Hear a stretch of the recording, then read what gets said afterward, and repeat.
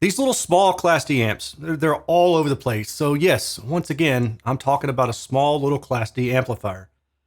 This, I'm probably not going to pronounce it right. It's AIYIMA. I'm going to say AIYIMA. I hope I'm getting that right. A07 Max was sent to me by the manufacturer to review. Most likely, they're probably just going to tell me to keep it because right now it's only retailing for $75. And because I'm assuming they're going to tell me to keep it, I'm going to mark this video as yet another promotional, right? So I don't really like the promotional videos because I know that some people think that just because you're getting something for free means that you're going to say great things about it. I don't do that. I've never done that. And you've seen enough of my videos to know that I don't do that. But with that said, honestly, for like 75 bucks, which is the going rate for this thing right now, it's a really good deal. It's I don't know how they're making it that cheap, and that concerns me.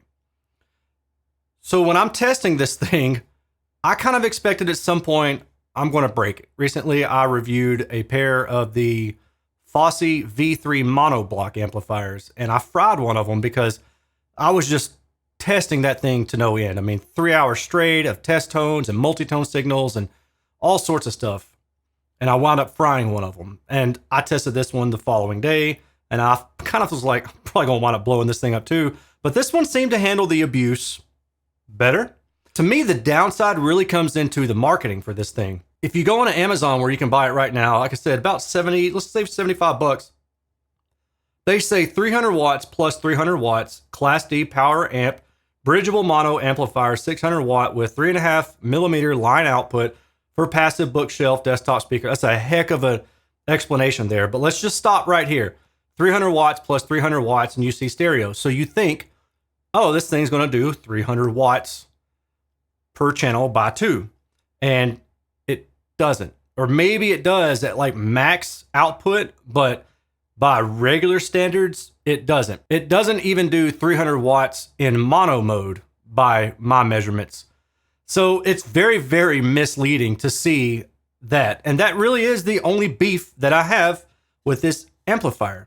The good thing about this is that it does deliver a pretty decent bit of power. And I'm going to show you some specs for that, or my measurements for that, in a minute. I do like that it seems really well built. It's not a plastic case. It's all metal case. I like the setup you have on the back. There's plenty of room for the power cord. Like the Fosse amps, with one of the things that I'm not too fond of about those is that they have the speaker connectors like stacked on top of each other, and the power connector is a little bit harder to get to. It's not like, oh my gosh, there's no way you can do it. But if you have big banana plugs, it's kind of in the way. And I like the staggered output of these. The other thing that I do like about this is, listen.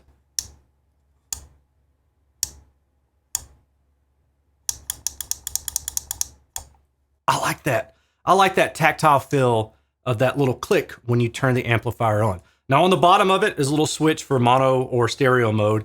And then you can pretty much just wire this up for whatever you need to. It does have auxiliary output, RCA inputs. The auxiliary output, you can, most likely what you would do is you would run it to a separate subwoofer, but it does not have a high pass filter dedicated to it. Now that's something that I've complained about other small amplifiers, is that when they have a subwoofer output, a dedicated subwoofer output, I would like to see a high pass filter enabled for the mains. I'm not going to go down the rabbit hole. I've already said that a few times, but I do wish that were the case. But in this case, they just say aux out. They don't say subwoofer out, and it's not band limited. It is full range signal from what I can tell. So overall, I actually kind of like it. And I think for the current price of around 75 bucks, and I think average is like around 90 bucks, it's actually a pretty good deal. I had this thing on my bench for at least 2 hours running test tones, multi-tone signal through it, and then just plain being powered on. And when I disconnected it at the end and picked it up, it was just slightly warm. It wasn't even hot. It was just warm. So that's another sign that there is some good engineering, at least in regards to the cooling features. But they do really mislead you with this whole 300 watts plus 300 watts advertising that they got. That's ridiculous.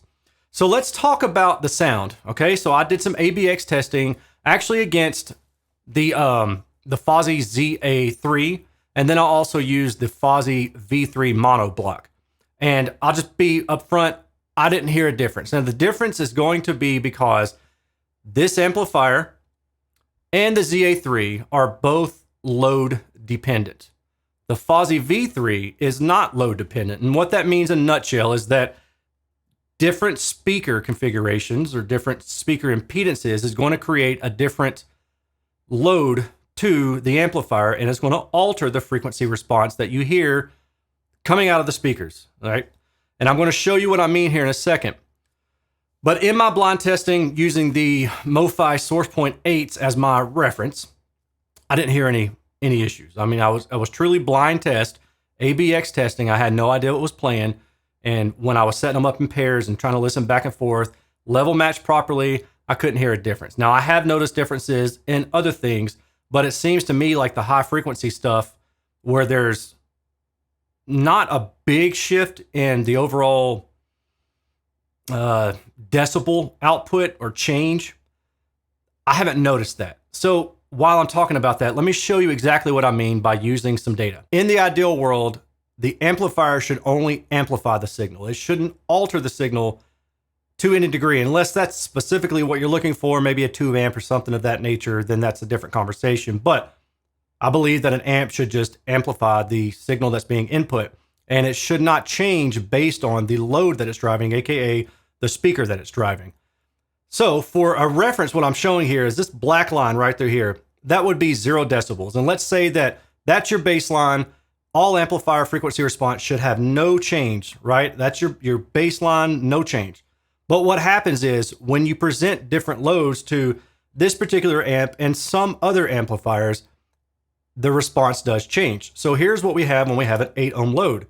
You can see that there's about 0.75 decibel peak at around 22 kilohertz. You're probably not going to hear this, but note that it is a swing that starts at around maybe like 4 kilohertz or so. So you've got that broad region of swing there. What happens when you use a 4 ohm static load? Well, now it's kind of going the other way. You're down to about 1 decibel at about 22 kilohertz. Or if you want to go to 10 kilohertz, you're down about maybe 0.2 decibels.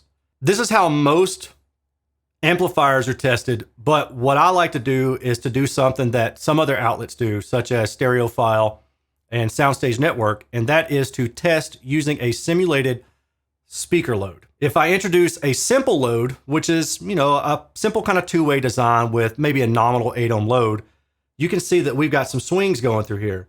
Now, it's possible that these are going to be audible depending on the music, depending on the situation.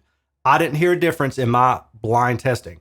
Now what happens when you introduce a more complex load, closer to a 4 ohm nominal load, but harder to drive? You get this.